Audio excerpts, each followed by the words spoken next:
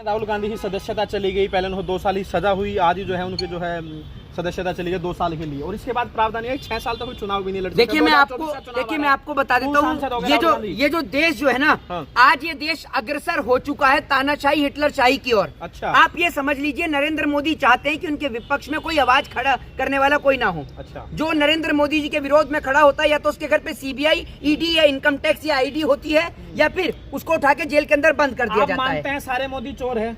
देखिए मैं आपको एक चीज बताता हूँ, एक बात आप मुझे बताइए, आप जिस तरीके से राहुल गांधी को लेकर, आप मेरे को एक सवाल, सारे मोदी चोर है भाई? उनका जो निशाना था वो नीरव मोदी की ओर था। क्या नीरव मोदी चोर नहीं है?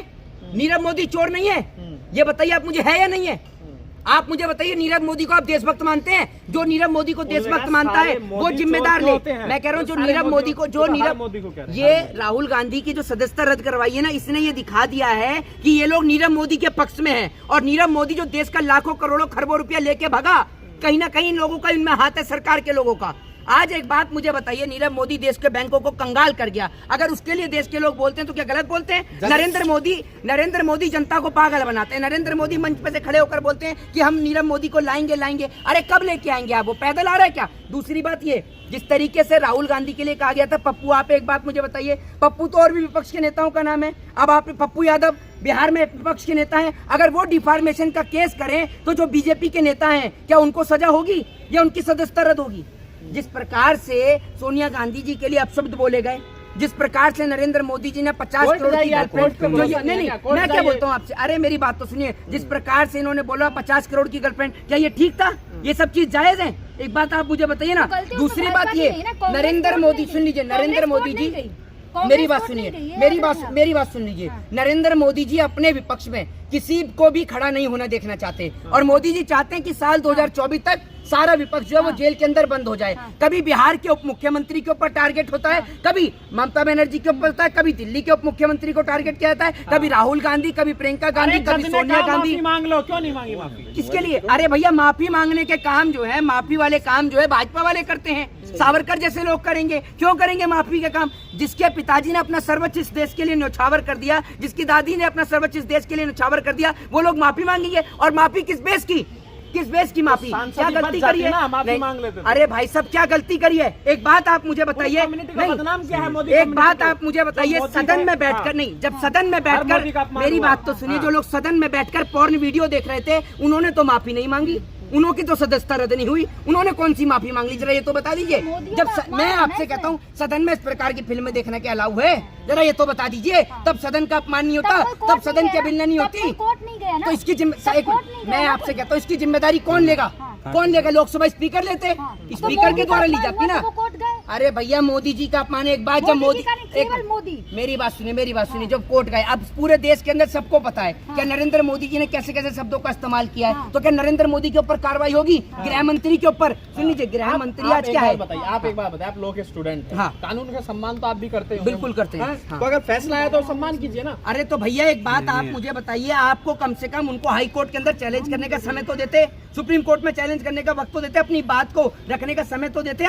आपने डायरेक्ट उनकी सदस्यता रद्द कर दी, जब आपने 30 दिन की उनको जो अंतरिम तौर पर, नहीं मैं क्या बोलता हूँ भाई साहब, तत्काल प्रभाव से होती तो 2 दिन 3 दिन का एक समय तो होता है। आपने उनको मतलब एक बात, इतनी जल्दी सजा तो बलात्कारियों को नहीं। अरे मेरी बात सुन लीजिए, अगर इतनी जल्दी सजा देश के अंदर बलात्कारियों को हो गई होती ना, तो देश की बहन बेटियां आज, मैं क्या बोलता हूँ आपसे, सदस्यता गई है। एक बीजेपी का नेता बता दीजिए जिसकी सदस्यता गई हो, बताइए। गई है, बताइए ना। यूपी से जो है अभी उपचुनाव हुआ था, यूपी में खतौली के विधायक की गई है। अरे तो मेरी बात तो सुनिए, मेरी बात सुनिए, इस बात को लेकर गई है क्या?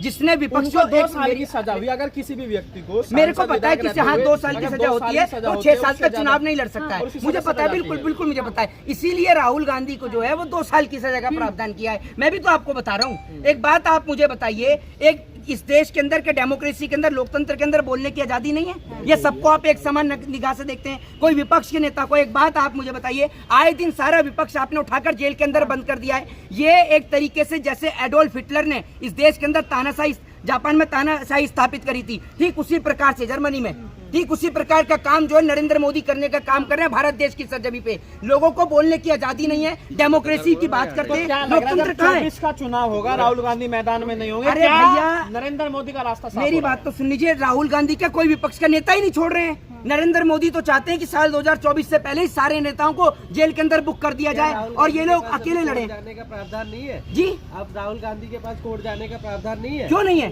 फिर क्यों नहीं है? कोर्ट जाएंगे, कोर्ट नाम की चीज है, क्या उनको दोबारा जो जहाँ से सजा मिली है अपर कोर्ट में जाएंगे तो उसके बाद उन्हें रियायत मिलने की उम्मीद नहीं है? क्यों नहीं है? तो वो क्यों नहीं जाएंगे और क्यों अपनी सदस्यता को लेकर वो सुप्रीम कोर्ट में या कहीं पे क्यों नहीं करेंगे? जाएंगे, बिल्कुल जाएंगे, हाई कोर्ट में चैलेंज करेंगे, सुप्रीम कोर्ट में चैलेंज करेंगे, क्यों नहीं करेंगे? वो एक हर एक व्यक्ति का एक फंडामेंटल राइट है। आप फंडामेंटल राइट छीन लेंगे क्या किसी व्यक्ति का?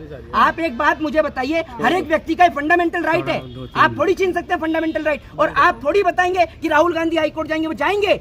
एक हर एक व्यक्ति का एक अधिकार है, ये अधिकार कोई उनसे नहीं छीन सकता। लेकिन जिस प्रकार से तत्कालीन ये जो फैसला लिया गया है, अगर इसी प्रकार से तत्कालीन फैसले अगर बलात्कारियों के ऊपर लिए गए होते तो आज मेरे को लगता नहीं है कि बहन बेटियों के साथ बलात्कार होता देश में। क्या इतने तत्कालीन फैसले, शारदा चिटफंड घोटाले के आरोपी थे, शारदा नारदा के घोटाले के आरोपी आज भाजपा ज्वाइन करे तो सारे आरोप उनके ऊपर से खारिज हो गए। तो एक ही देश में, एक ही संविधान से चलते हुए देश में एक ही व्यक्ति के लिए दो अलग अलग कानून कैसे हो सकते हैं? इस सवाल का जवाब दे कोई। लेकिन अभी कुछ दिन पहले संबित पात्रा ने मीर जफर से तुलना की है राहुल गांधी की। नहीं, तब अपमान कहाँ होगा? तब कहाँ अपमान होगा? जरा ये तो बता दीजिए, तब अपमान नहीं होगा ना। अगर भाजपा वाला करें तो डांस है और दूसरा करें तो मुजरा है? एक बात आप मुझे बताइए कि जिस तरीके से राहुल गांधी के ऊपर लगातार टिप्पणी करी, लेकिन डेमोक्रेसी इसी को कहा जाता है कि आप डेमोक्रेसी में किसी के ऊपर आरोप और प्रत्यारोपण कर सकें, सरकार से सवाल और जवाब कर सकें। अब सरकार विपक्ष के नेताओं को उठाकर जेल में डाले तो कहीं ना कहीं ये लोकतंत्र की एक अभिन्ना है, लोकतंत्र की धज्जियां उड़ाई जा रही हैं देश के अंदर। आज राइट टू स्पीच का जो अधिकार है वो लोगों से कहीं ना कहीं दबाने की कोशिश करी जाती है। माफी मांग लीजिए ना, कह तो रहे तो संबित पात्रा की माफी मांग लेते हैं, सारी अरे एक बात आप मुझे बताइए, माफी मांगने के काम भाजपाइयों के हैं, वो मांगे माफी,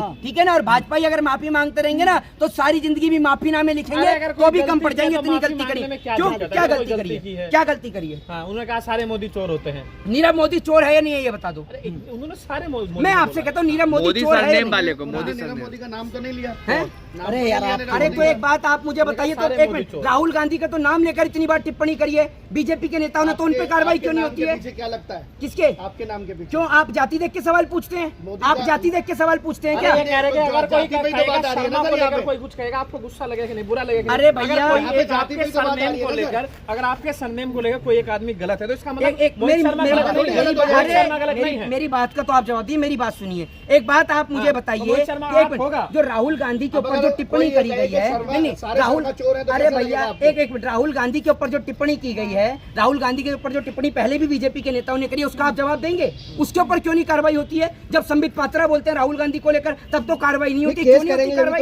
क्यों नहीं करते? क्यों नहीं करते? अरे भैया सुन लीजिए, जितनी जल्दी फैसले भाजपा के केस में होते हैं ना, उतनी जल्दी फैसले किसी के केसेस में नहीं होते, ये भी आप सुन लीजिए। कहीं ना कहीं हमने भी देखा है, आज कोर्ट के ऊपर, न्यायपालिका के ऊपर अगर आप सवाल खड़ा करते हैं तो आपके ऊपर खुद मुकदमा दर्ज होता है, क्योंकि आप न्यायपालिका पे सवाल नहीं खड़े कर सकते। लेकिन हमने भी देखा है कि जजों को राज्यसभा तक का रास्ता कैसे उन्होंने तय किया है, जब chief justice of India CJI खुद ये कहते हैं कि नरेंद्र मोदी जी के ऊपर आर्टिकल लिखने वाले व्यक्ति को आज जज नहीं बनाया गया। ये खुद सीजेआई की बेंच में जब 3 जज बैठते हैं तो वो खुद अपने मुंह से ये बात कहते हैं। तो कहीं ना कहीं ये डेमोक्रेसी का अपमान नहीं है क्या? डेमोक्रेसी में लोगों को लिखने की, अभिव्यक्ति की आजादी नहीं है, राइट टू स्पीच की आजादी नहीं है? एक बात का जवाब दीजिए ना। जब सीजेआई को ये बात बोलनी पड़े चीफ जस्टिस ऑफ इंडिया को, तो आप सोच लीजिए कि कहीं ना कहीं अगर कोई मोदी की खिलाफत कर रहा है यानी उसको इससे देश की खिलाफत से कंपैरिजन कर दिया जाता है। ऐसा क्यों? अब 2024 में किसे देख रहे हो आप?